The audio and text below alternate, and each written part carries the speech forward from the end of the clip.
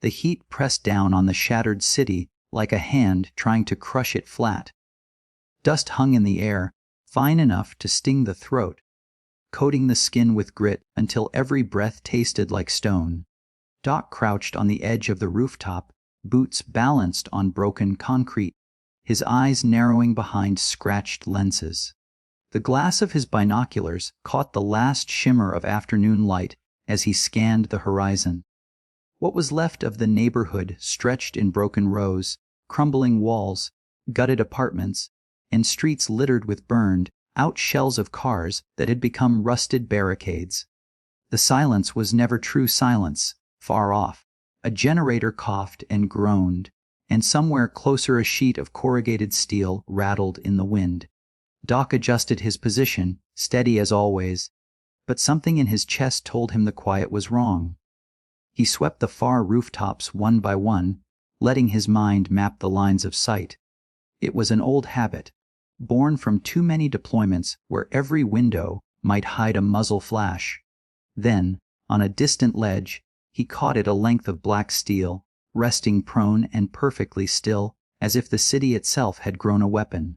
At first, his brain refused to accept it, dismissing it as shadow. But when the sunlight angled just right, the unmistakable glint of polished glass betrayed it. The rifle's profile locked in his mind. The heavy barrel, the long receiver. His breath caught before he realized he had stopped breathing altogether. A Barrett 50. For a split second, the rooftop, the dust, even the war around him disappeared, replaced by memory. He saw the same rifle once before, years ago, back when the desert nights burned just as hot and the echo of its recoil could split a convoy in two. The sheer power of the weapon wasn't just destructive, it was mythic. The kind of rifle that could punch through walls, through vehicles, through men. Seeing it here, in this broken quarter of a nameless city, made his blood run cold. He lowered the binoculars just enough for the sweat to sting his eyes. The squad waited in silence behind him, watching his face for cues. Doc didn't move, didn't blink. He simply stared back across the distance, frozen, whispering only to himself in disbelief. Where the hell did he get that Barrett? Dick kept the glass trained on the distant rooftop, pulse pounding in his temples louder than the ringing silence in his ears. The Barrett's shadow seemed impossibly calm against the chaos of the city. Whoever held it wasn't just lying prone. They were locked in, steady, like they'd been there all day waiting for this exact moment. A cold weight slid into Doc's gut. His squad shifted uneasily behind him, sensing the change in the air, but saying nothing. They had all seen him tense before, but this was different. He wasn't just calculating angles now, he was remembering ghosts. The Barrett wasn't some scavenge AK or battered Dragunov. It was a different league, a weapon of nightmares, almost a signature in itself. Doc's thoughts churned back to Kandahar, to a convoy ride under a moonless sky. The explosion of an engine block ahead, a plume of fire so sudden it felt like the desert itself had struck back. That rifle had spoken then. Deep, thunderous, final. It didn't just fire bullets, it ended chances, ripped hope out of men before they even hit the ground. He could still see the shock on his teammate's face, wide-eyed and disbelieving, before the second shot tore through the armored glass as if it were tissue. Now, here it was again, aimed square at him. His throat tightened. The logical part of his brain wanted to run the math, to measure distance, wind, position, to plan a counter.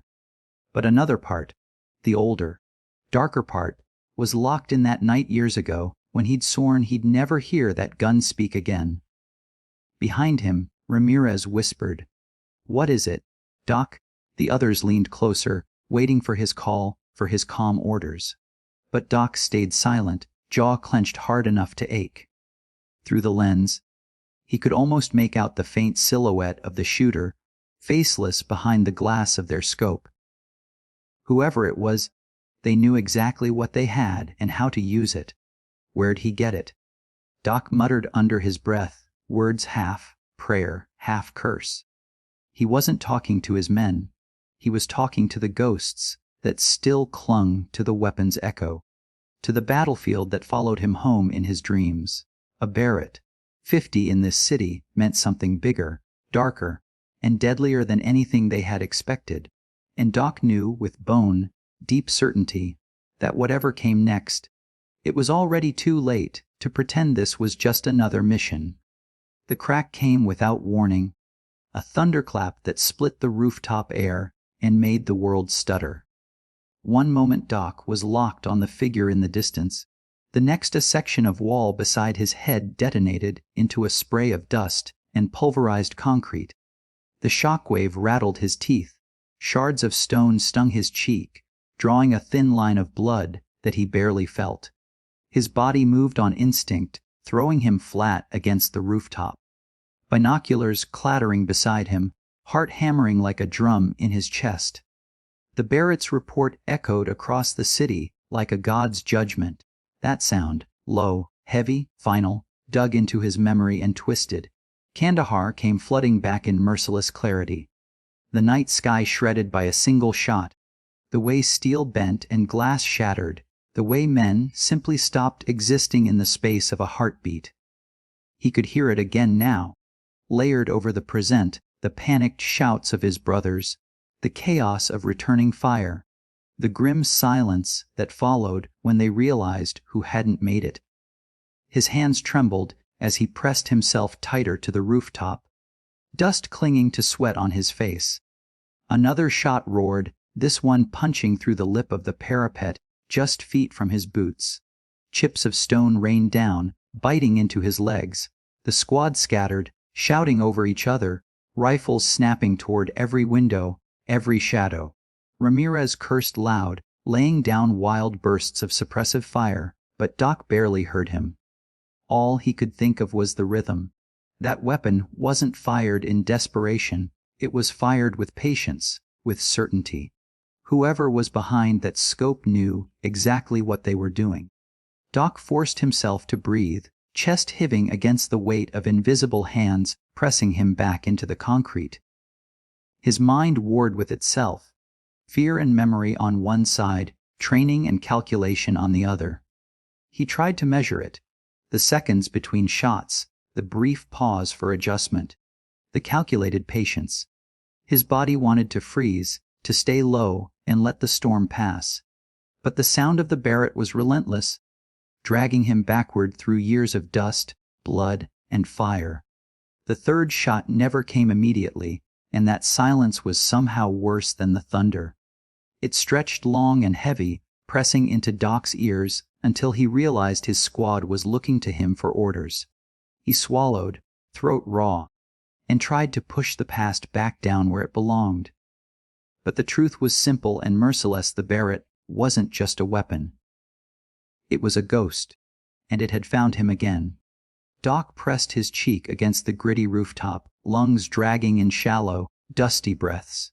The silence after those shots was suffocating, louder than any gunfire. Somewhere to his left, Ramirez was reloading with shaky hands, muttering curses under his breath. Another teammate, Harris, was scanning with his optic, searching rooftops in frantic arcs, but Doc knew it was pointless. You didn't find a Barrett operator by panic, searching. They found you first. And when they did, you didn't get a second chance. He closed his eyes for half a second, forcing himself into the rhythm that had kept him alive through 2 decades of war. Slow inhale, steady exhale. His training, his instincts, the countless drills. They all screamed at him to calculate, not freeze. He forced his hands still and reached for his rifle, the steel warm under his palms. He slid it into position, elbows digging into rough concrete for support. His vision narrowed, blocking out the chaos of his squad's scattered fire. "Doc," Ramirez hissed. "Talk to me, man. Where is he?" Doc didn't answer. He knew the Barrett wasn't firing wild. It was waiting, stalking. The shooter on that far ledge was patient, methodical, the kind of patience only a true marksman carried. Doc steadied his own scope, eyes scanning the broken horizon. His memory whispered warnings with every heartbeat, telling him how this story usually ended. But he pressed past it, focusing on what mattered: timing. The sniper had fired 3 times, each shot deliberate. The rhythm wasn't random. He was counting in his head now, tracing invisible beats. 5 seconds to adjust, maybe more to reload if the shooter was cautious. Deadeye Mark. Expend 5 seconds, breathe. Doc repeated the mantra silently, sensing his body to it. Then he caught it. The faintest flicker of light on glass, almost lost in the glare of the late sun. His chest tightened, but his fingers steadied on the trigger. He slowed his breathing until the dust motes seemed to hang in the air. His rifle's crosshairs hovered, waiting for the sniper to reveal the smallest fraction of movement. Now? Doc whispered, so softly only he could hear it. He squeezed the trigger, the recoil slamming into his shoulder like an old friend. His round cracked across the rooftops, answering the thunder of the Barrett with its own defiance. For a heartbeat, the city went still again, as if holding its breath to see who would survive the duel. Broken skyline, swallowed by the hushed weight of the city. For a long, endless moment nothing moved. Dust floated in lazy spirals, carried on the warm wind that swept through shattered window frames and across the gutted streets below. Doc kept his cheek pressed against the stock, eyes locked on the far rooftop. His heartbeat pounded in his ears, drowning out everything else. His men's ragged breathing, the groan of twisted metal in the ruins around them, even the faint rattle of distant gunfire. All of it disappeared beneath the singular question, did I hit him? Then the silhouette shifted. A body twitched, rigid for an instant, before slumping sideways. The heavy rifle slipped from its perch, clattering against stone as it tumbled out of view. Doc's scope followed until the weapon vanished into shadow. Silence fell again, but this time it wasn't tense. It was hollow, cavernous, like the pause after a confession. Behind him, Ramirez exhaled hard, the sound breaking like a wave. Jesus Christ, you got him.